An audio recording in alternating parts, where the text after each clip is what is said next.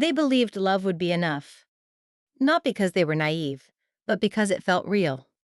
Being together felt easy. Like being understood without explanation. Like finally exhaling after holding your breath for too long. With each other, life felt lighter. Laughter came naturally. Silence felt comfortable instead of awkward. They trusted the feeling. More than plans. More than logic. More than questions they hadn't asked yet. They imagined a future quietly.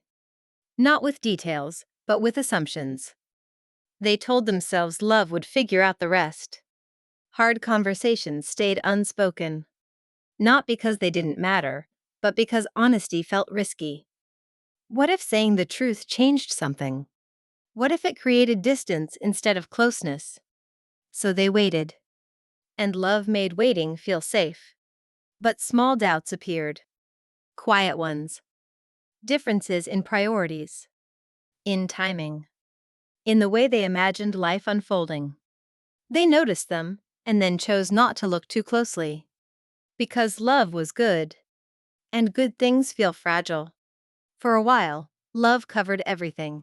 It softened the edges. It made uncertainty feel manageable, until it didn't.